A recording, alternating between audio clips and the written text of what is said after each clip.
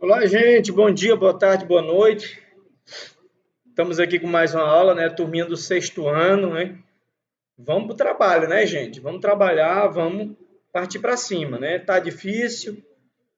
A gente não se matriculou na escola para assistir a aula online e eu também não fiz concurso para dar aula online.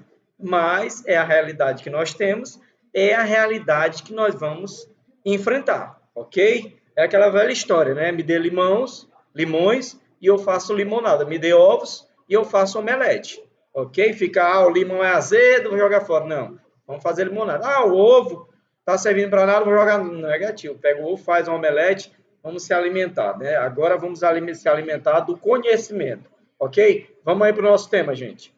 Agentes externos do relevo, né? Agentes externos do relevo. Deixa eu botar aqui meu marca-texto, né? Só um momento. Ok, marca-texto. Vamos lá. São agentes externos do relevo os elementos naturais como as chuvas, os rios e os mares. Então, os elementos, os principais agentes externos são os elementos naturais. E quais são eles? Ok. Chuvas, né? Os rios, na verdade, a água através das chuvas e dos rios, né? E os mares. Então, prioritariamente, são as águas, né? Através das chuvas, rios e mares. E os seres humanos, né? Os seres humanos, ok? A ação dos elementos da natureza desgasta as rochas, né? Desgasta as rochas. Esse processo recebe o nome de intemperismo, né? Então, esse processo de desgaste, em que, por exemplo, aquela velha história, né? A onda bate até que a pedra fura, né? Aquilo é um processo de intemperismo, ok? Da mesma forma, a chuva. Um grande exemplo, gente, que a gente tem é, por exemplo, num lugar onde você mora. Tem ali o final do telhado e tem onde ele pinga na calçada, né?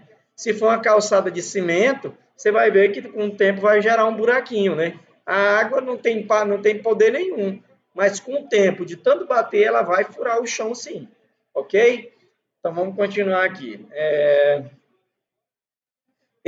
Ao serem desgastadas, as rochas soltam partículas dos minerais que as formam.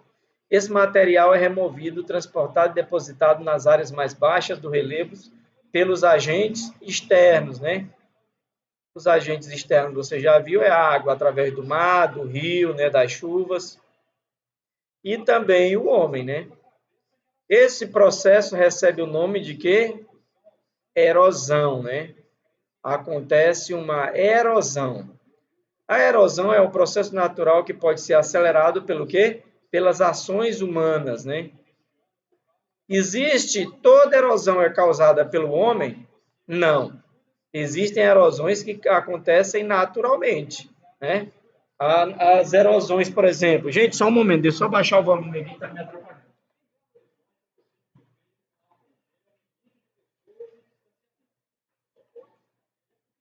Pronto, agora melhorou, né? Pronto, agora melhorou, né? Então, você vê o exemplo aí, por exemplo, do nosso rio Tocantins, né? As margens do rio Tocantins, se você for lá, você vai ver que ela é toda erodida, né? Onde não tem vegetação, o barranco está todo cavado pela chuva, né? Cavado pela chuva. Por quê? Porque não tem aquela a mata ciliar para defender, para segurar o solo, né? Então, obviamente, vai acontecer uma erosão. E aquela erosão já é atribuição humana. Por quê? Porque o homem foi lá, tirou a vegetação foi tirada e ela vai deixar de proteger aquele barranco e aquele barranco vai erodir muito mais do que se ele tivesse com aquela vegetação que o homem tirou, ok? Aí aqui, né? A erosão é um processo natural que pode ser acelerado pelas ações humanas. Aí aqui, a retirada da vegetação, que eu estou terminando de falar, né? A chamada mata ciliar, que fica às margens dos rios, né? Práticas agrícolas, né? Porque, por exemplo, se você planta em uma determinada região e não existe um estudo, não existe um preparo, esse solo, o que vai acontecer? Você vai fazer várias colheitas nele, durante muitos anos, mas vai chegar o momento que ele não vai mais produzir, ele vai morrer, né? E ele simplesmente vai desertificar, vai virar areia, né? Não vai ter mais o que explorar desse solo. Criação de gado. Você sabia que essa criação de gado também provoca a erosão, também provoca a desertificação? Sim, porque existem certas vegetações que elas são permanentes. O solo tem que ter essa vegetação para se manter vivo, se manter com saúde, vamos dizer assim. E o gado vai lá, ninguém combinou com ele, né? Aí o gado vai lá e come aquela vegetação. E aí o que acontece? Aquela vegetação que ajudava o solo vai morrer e o solo vai morrer junto com o tempo. Mais cedo ou mais tarde o solo vai morrer. Porque a braquiária, aqueles capins, que é só para o gado comer, aquilo não é suficiente para manter o solo vivo. Pelo contrário, né? Ok, vamos ver aqui. Olha aqui, ó. Eu vou ampliar aqui para a gente ver aqui, né? Ó. Geleiras, né? Olha aqui, no alto da montanha, a geleira, né? Aí diz aqui no texto, né? São importantes modificadores do relevo quando se soltam em deslizes para as partes mais altas para as mais baixas do relevo, das partes mais altas para as mais baixas, né? E desgastam as rochas. A ação do movimento das geleiras provoca, por exemplo, formação de vales profundos como os fiordes. Gente, o gelo, você vê o gelo em cima da montanha, aí você pensa que ele está estático, ele não está estático. Ele, em determinada período, estação do ano, ele derrete e ele leva aquela areia, né, que está ali debaixo. E também o próprio gelo, quando ele desliza, ele sai arrastando rocha, sai quebrando a rocha, né? E o próprio gelo também, quando é no verão, aquela água entra na fissura, né, naquela rachadura entre a rocha. Mas quando chega no inverno, aquela água que está depositada naquela fissura, naquela rachadura, você sabe que a água, se você bota um copo, uma garrafa de água na geladeira, pode testar. Você bota uma garrafa de água na geladeira, né? A garrafa é de 1 litro, né? E você enche ela, 1 litro mesmo topado, e você bota ela no congelador para ela congelar. O que vai acontecer? Você pode prestar atenção, a garrafa vai explodir, vai estourar. Por quê? Porque a água, quando congelada, ela ocupa mais espaço, né? Ela não tem a mesma massa de quando ela está de estado líquido. E também não tem a mesma massa quando ela está em estado gasoso, em vapor, não é isso? Então, do mesmo jeito acontece com as rochas. Existe uma fissura, essa água está dentro dessa fissura da rocha. Quando ela congela, o que ela faz? Ela quebra a rocha, porque a pressão do gelo faz igual acontece com a garrafa. Ela quebra aquela rocha e isso, com o tempo, durante milhares e milhões de anos, isso vai fazer um estrago muito grande, uma erosão muito grande, ok? Ok, vamos aqui para o próximo aqui, né, que falou da geleira. Está aqui. As águas dos rios escavam o leito, formando vales nas partes baixas dos relevos. Os materiais vão se acumulando, formando planícies e deltas. Aí está aqui, ó. A planície aqui. A planície ela é formada por quê? Do rio, que vai arrastando todo o material acumulado, né? E fora esse material acumulado, o rio, onde ele passa, se é uma região onde a mata ciliar é preservada, ele vai cavando ali, né? E ali vai formando o vale do rio. Mas quando não existe a preservação das matas em torno do rio, esse vale ele vai cada vez mais ficando mais raso, né? E daqui a pouco o rio, ou ele vai alagar ou simplesmente ele vai ser impedido de correr. Porque a areia, né? A areia e os sedimentos, né? Vão ocupar todo o leito do rio, ok? Inclusive, esse processo, nosso rio está passando, infelizmente. Né? Ok, aqui, ampliar aqui. Olha aqui, ó. Aqui, inclusive, aparece o delta, né? Por que leva esse delta, gente? Delta é a letra do alfabeto grego em né? Desculpa, em forma de triângulo. Olha a forma que a gente vê aqui, né? Um triângulo, ó. A ponta do rio aqui uma ponta, outra ponta, né? Vou até ampliar aqui, ó. Vou desenhar aqui para você ver, né? Cadê aqui? Ponteiro. Ah, vou desenhar aqui, ó. Caneta. Olha aqui, ó. Por que não, por que chama delta, ó? Aqui, ó. Uma ponta, outra ponta, formou um triângulo, né? Então, por que é o delta do rio? Porque o delta é um triângulo no alfabeto grego. E aqui você vê que aqui forma, né, um triângulo, a forma de um triângulo, né? Aqui onde o rio deságua forma um triângulo. Então, por isso que nós chamamos o delta do rio, ou o triângulo do rio. Ok? Isso não está no livro, mas né, eu faço questão de estar explicando, né? Para deixar claro para você. Ok? Deixa eu continuar aqui. Marca texto. Ok, vamos para a próxima aqui. Ok, olha aqui. As dunas de Jijoca, em Jericoacoara, constituem exemplo da atuação do vento na modelagem do relevo. Olha aqui, ó. Essas dunas, gente, elas não são permanentes. Eu, por exemplo, esse ano eu estive ali nos Lençóis, né? Lá existe, né? Nesse momento a duna está aqui, ó. Mas daqui a pouco o vento sopra e ela está aqui. Aí o vento sopra de novo e ela já está aqui. E depois ela já vem para cá. E depois ela vem para cá. Então, se você for num lugar onde é dunas, igual esse lugar aqui, que é Jijoca, ou o Lençóis Maranhenses, você dificilmente você vai dizer, eu subi nessa duna aqui, porque aquela duna está em movimento, o vento está sempre soprando e alterando ela, ok? Vamos lá, né? Aí está aqui, né? O vento modela formas de relevo, deixa eu ampliar aqui para você ver melhor, né? O vento modela as formas de relevo, desgastando as rochas, ele também transforma as partículas e movimenta a areia, criando dunas no deserto e regiões litorâneas, né? A força das águas dos mares e oceanos contribui para a transformação das formas do relevo do litoral. As ondas podem fragmentar as rochas, transformando-as em areia e contribuindo para a formação de praias e planícies, né? Ok, vamos continuar aqui, né? Os seres humanos agem sobre o relevo de várias maneiras. Fazem cortes em morros, abrindo túneis para a construção de vias de circulação, aterrando e aplainando terrenos para realizar construções, explorando os recursos minerais e etc. Bom, isso aqui, o grande exemplo que a gente tem, gente, é ali, aqui no Pará, a Serra Pelada, né? Lá era uma serra, né? Era mais ou menos assim, né?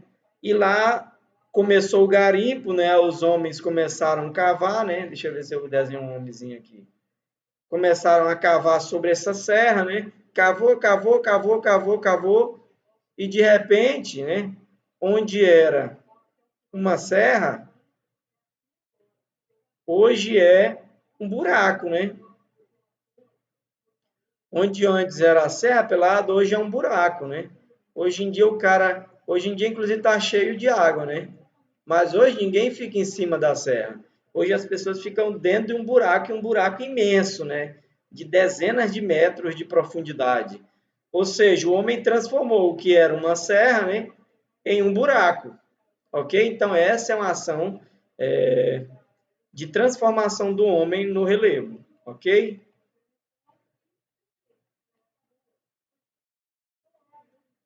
Ok. Ok. Então vamos seguindo aqui, né? Aqui, formação dos solos, né?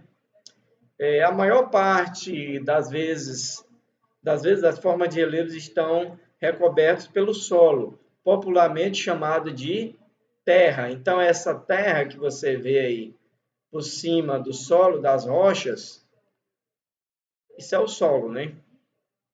Solo é a camada viva da superfície da costa terrestre, que está constantemente em transformação. É constituído por minerais, organismos, água e ar. Então, a composição do solo não é só mineral, né? As rochas são só minerais, mas o solo não, ele tem minerais, ele tem organismo, né? Ele tem muita água, né? E também tem oxigênio, tem ar no solo, ok? Aí aqui tem modelos aqui de solo, né? Aqui, ó, etapas de formação do solo, né? Aqui o começo da história de um solo, né? Aqui é uma rocha recém-exposta, né? Vamos dizer que essa rocha aqui ela foi formada, né? Por uma erupção vulcânica. Então é uma rocha recém-exposta, né? Aqui o solo jovem, raso, né? Aqui já começou, né? Um tipo de vegetação se formar sobre ela, né? Aqui o solo já foi enriquecendo com a água, com o organismo. Aquela primeira vegetação já morreu, já nasceu outra, já tem organismo sobre esse solo, né? Você vê já aqui pelo menos 3 camadas nesse solo, né? É o solo intermediário, pouco desenvolvido. E aqui um solo maduro, né? Onde você vê aqui várias camadas, né? Uma primeira camada preta, uma outra mais cinza, uma outra laranja, uma outra mais avermelhada e uma outra amarela e a outra de rocha, né? Então você vê aí a formação de um solo do primeiro momento dela até, vamos dizer, os últimos, né? Olha o que diz aqui. O solo é formado a partir da superfície. Ok, isso aí nós já vimos, né? Os principais fatores que atuam na formação dos solos e nas características de cada tipo são a rocha-mãe, ok? Rocha-mãe, o clima, né? O relevo, né? O relevo e os seres vivos, né? Olha aqui, vamos aqui. Então, são fatores, né? Para a formação do solo, a rocha-mãe, né? Que seria a primeira rocha que saiu ou da erupção vulcânica ou da acomodação da Terra, né?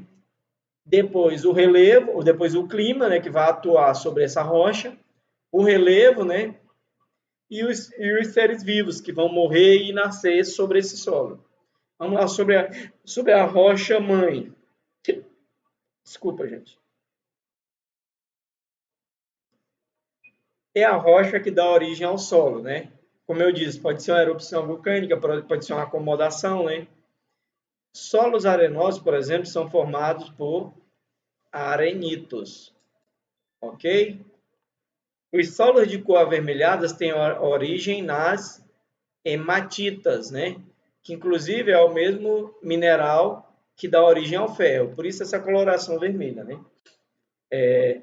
Mas pode acontecer de um mesmo tipo de rocha dar origem a diferentes tipos de solo. Sim, a hematita pode dar origem a outro tipo de solo e o arenito também. Aqui, por causa da maior influência de elementos naturais distintos. Então, essa rocha-mãe ela pode ser mudada pelo clima, pelo relevo e pelos seres vivos que vivem nesse entorno, né? Que tá. Vamos seguindo aqui. Formação rochosa em Sedona, Arizona, né?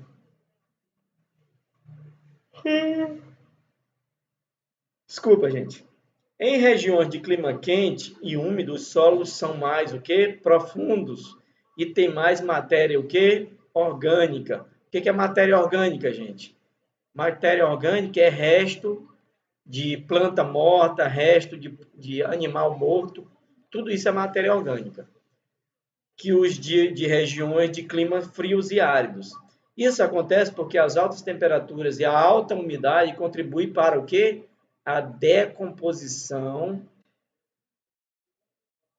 dos restos de plantas, como eu falei, né? E animais. Ou seja, aqui na nossa região, você enterra um animalzinho, um cachorro, por exemplo. Esse cachorrinho, em pouquíssimos dias, ele vai ser consumido pelos vermes, pela terra. Se você enterrar esse mesmo animalzinho, um cachorrinho, numa área de deserto, vai demorar um pouco mais. Se você enterrar numa região gelada, aí, meu irmão, ó, pode levar, inclusive agora, há pouco tempo, na região da Sibéria, que é uma das regiões mais geladas do mundo, na Rússia, encontraram restos de um lobo, né, de milhares de anos, né? Coisa que se fosse na nossa região não sobrava mais nem o osso, né? Porque os bichos, os decompositores já tinham, né, dado conta desses restos desse animal, ok? E para que as rochas se transformem mais rapidamente e de forma mais intensa. Então, nessas regiões nossas aqui, onde é úmido e quente, as rochas, elas o quê? Se transformam mais rapidamente, né? Aqui o processo, né, de transformação mineral do solo, quer dizer, é mais rápido do que em regiões geladas ou regiões áridas. Vamos lá, relevo. A água costuma se infiltrar mais facilmente em terrenos planos. Em terrenos planos. É o Alexandre que está aqui. A água costuma se filtrar mais facilmente em terrenos planos e com vegetação, o que favorece a transformação, o quê? Da rocha, né? Então, onde é mais plano e onde tem vegetação, a água penetra mais, até porque a rocha, o solo, já está bem furado, vamos dizer assim, né? Já se criou canais pelas próprias raízes e pelos animais que ali vivem, formiga, etc. A formação de solos, existe a formação de solos o quê? Profundos, né? Solos profundos são solos com mais camadas, né? Em terrenos inclinados, a água escoa mais rapidamente, havendo maior possibilidade de erosão e formação de solos menos o quê? Menos profundos, né? Então, esse solo vai ter menos camada. Por quê? Porque a água não consegue se infiltrar naquele solo, até porque ela passa pouco tempo lá. Se, por exemplo, existe uma montanha, é assim, ó. A água vai o quê? Vai passar por aqui por cima, né? Ela vai penetrar muito pouco. Agora, se você pega... deixa eu só apagar aqui. Agora, se você pega e você tem um solo plano com vales, né? O que vai acontecer? A água vai chegar aqui e aqui ela vai se empoçar, né? Ó, vai se empoçar e vai circular por aqui. Ela vai passar mais tempo aqui do que num terreno como aquele que eu mostrei, que é um terreno íngreme, né? Ela vai correr sobre o íngreme e vai parar sobre o plano. E isso vai alterar a formação do solo nesses dois terrenos, não é isso? Ok. Então, vamos para o próximo aí. Então, seres vivos. Os seres vivos têm um papel importantíssimo, né, gente? Na formação dos solos. Formiga, né?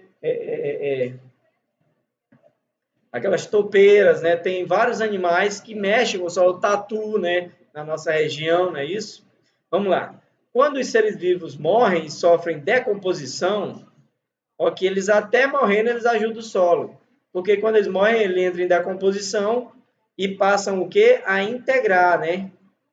Eles passam a fazer parte do solo e a sua matéria orgânica, os seus restos, vão alimentar as plantas sim, né? E os outros seres, os microseres que vivem naquele solo, né? A matéria orgânica do solo, que é muito rica em nutrientes, ela é composta pelo resto, pela decomposição dos seres vivos, né? Também das plantas e dos animais. Além disso, pequenos animais como, olha, esses aqui é importantíssimo, minhocas, né? Cupins, aranhas, centopeias, né? Aquela que quando você vê no quintal você vai atrás para matar, né? Ela te ajuda, né? Então, centopeias, entre outros, né? Aí eu adiciono aqui os tatus, né? Entre outros animais, né? De grande, de pequeníssimo porte e até microscópicos, eles são responsáveis, né? Pela melhoria do solo, né? Ou seja, tornam o solo mais o quê? Fértil. Por exemplo, tatu, ele cava, faz aqueles túneis dele, e aqueles túneis dele possibilita que a água entre naquele túnel e penetre melhor aonde? No fundo da terra, levando matéria orgânica, levando a água para maiores profundidades, né? Olha aqui, inclusive nessa figura aqui, tem aqui, ó, em animais escavadores. Isso aqui é uma topeira, né? Topeira nós temos no Brasil, mas é muito raro, né? Mas na América do Norte tem muito, né? Mas aqui no nosso caso nós temos o quê? Nós temos a minhoca, olha aqui a minhoca aqui, ó, ela cavando aqui, criando canais, né? E as fezes dela também enriquece o solo, né? E temos o tatu, né, na nossa região aqui, que é escavador, né? Que faz parte desses animais escavadores, né? E aqui, ó, os micro-organismos ajudam a transformar a matéria orgânica em humus. Então, os micro-organismos, eles pegam os animais, os restos de folha que estão se decompondo, eles consomem e transformam em uma matéria importante, inclusive para as plantas. A importância do solo, né, gente? A importância do solo é muito grande, mas aqui nós vamos especificar, né? Quando você pensa em solo, que atividades humanas vêm à sua mente? A primeira que vem à minha mente é o quê? A agricultura. Igual, eu acho que na de vocês, né? A agricultura, né? Pode ser que você relacione o solo à agricultura igual eu, né? Atividade responsável pela produção de alimentos e matérias-primas, como cana-de-açúcar, para a produção de combustível, algodão usado no tecido e tal. A importância do solo, no entanto, vai além da produção agrícola. Então, não é só as produções agrícolas, as criações que vivem sob o solo. Existem outras importâncias. Vamos ver quais são elas, né? Vamos para as próximas aqui, ó. Funções do solo, ó. Fornecimento de alimentos, fibras e combustíveis, né? O solo, tudo, gente, que nós consumimos no planeta ou vem dos oceanos ou vem do solo. Herança cultural, né? Muita coisa do passado a gente encontra no solo, são fósseis, são restos de outras civilizações, né? Tudo a gente encontra no solo. Fornecimento de materiais de construção, né? Tipo o cimento, o cal, né? O seixo, tudo vem do solo, né? As árvores para madeira, né? Base para a construção, né? Tudo que é construído no solo, né? Não sei se você, a não ser que você vai construir alguma coisa flutuando no mar, senão é no solo. Fonte de produtos farmacêuticos, sim, muitos fungos que são encontrados no solo, eles são transformados em medicamentos, né? Medicamentos que vão curar as pessoas e têm salvo vidas. Além de permitir o desenvolvimento de atividades humanas, o solo é fundamental para o equilíbrio ambiental e para a existência da vida no planeta. Então, a vida no planeta só existe, gente, porque existe o solo em conjunto com os oceanos e em conjunto com nossa atmosfera, senão era impossível. Pois, entre outros fatores, é um ambiente favorável para a germinação de semente e desenvolvimento das plantas e sustenta diversos tipos de vegetação, como extensas, densas florestas. Os micro-organismos, né, nele presentes contribuem para degradar fertilizantes, agrotóxicos, estrumes, entre outros resíduos, que podem poluir águas subterrâneas, córregos e rios. Então, você vê que o solo ele tem sido agredido, né, por fertilizantes e outros produtos químicos, mas ainda assim ele tem nos defendido, né? Porque ele tem componentes que nos protegem e evitam que esses resíduos cheguem nas lençóis freáticos. Nós não sabemos até quando, né? Desempenha um papel importante no ciclo da água. Após infiltrar no solo, a água fica disponível para plantas e também abastece reservatórios subterrâneos. Então, nós temos isso aí, né? Nós temos nos solos de todo o planeta, nós temos reservatórios subterrâneos, reservatórios esses de água, né? Inclusive, aqui no bairro onde eu moro, aqui em Imperatriz, né? Nós dependemos de poços, né? Para abastecer. Só que essa região aqui, toda é cheia de minador, de nascentes de rios, né? Várias nascentes que iam para o Bacuri, para o Cacau, estavam nessa região e foram aterrados, né? Então, você vê, nós tínhamos aqui a fonte de água, nós destruímos e agora nós dependemos de poços que estão em lençol freáticos. O que é errado também, tem uns políticos aí contando vantagem, que, que fizeram poços. Mas não é vantagem fazer poço, gente, porque nós temos um rio imenso que tem que ser preservado e ele sim deveria ser a fonte da água, através da empresa, né? da empresa de abastecimento aqui do Maranhão, pegar essa água que tem em grande quantidade, tratar e distribuir para os bairros. Não está mexendo com o lençol freático, até porque os lençóis freáticos são reservas estratégicas de água para o futuro, né? Esse processo evita que a água escorra pela superfície, né? Causando problemas de erosão e assoreamento, né? Então, essa questão da água infiltrar no solo é algo positivo, né? Inclusive, o asfalto, a gente vê que toda a nossa cidade, onde não tem, as pessoas estão querendo asfalto, mas o melhor que fosse um calçamento, né? Para aquele tal de bloquete. Porque aquele bloquete ele permite que a água caia e infiltre no terreno. E o asfalto não. A água cai sobre ele e escorre sobre ele, né? O que provoca muitas vezes alagamentos e o assoreamento. Ok? Vamos para a próxima. Muito bem, aqui ó, tem um assoreamento. Olha, eu queria que vocês vissem aqui, gente.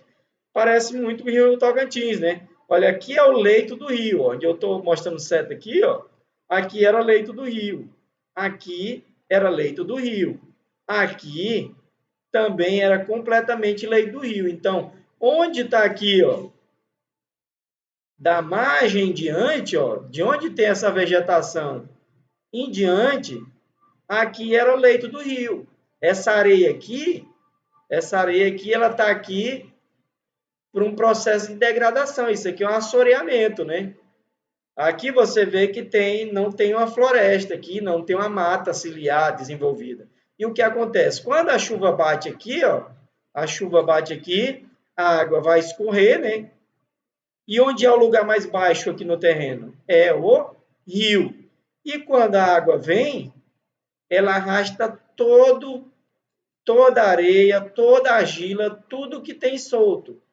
E esse terreno, esse terreno, essa areia, essa terra, ela vai para onde? Para dentro do rio, provocando isso aqui, ó, o chamado assoreamento, ok? Então, por isso a importância de que toda essa região aqui, ó, esteja com vegetais, né, com vegetação, com a chamada mata ciliar, para proteger o rio do assoreamento, porque a mata ciliar é uma barreira, né, para que a terra que vem arrastada pela água vá para dentro do rio. Ok? Eita, ficou uma bagunça aqui, né? Mas tudo bem. Ok, gente? Então, a gente vai finalizando aqui, né? Vai finalizando mais uma aula. Espero que vocês tenham gostado. Nós fomos aí em 32 minutos, né? Espero que vocês tenham gostado. Tenham atividade em anexo, faça atividade, assista 1, 2, 3 vezes. Se quiser, comente aí embaixo, certo? Tem um lugar para comentário aí no Instagram, no YouTube. Deixe seu comentário, curte aí o vídeo se você gostou. Se não gostou, tudo bem. Se não gostou, discute. Então, curta, comente, né? Faça sua crítica, faça sua sugestão e chame pessoas aí para seguir o nosso canal. Ok, gente? Abraço, até a próxima.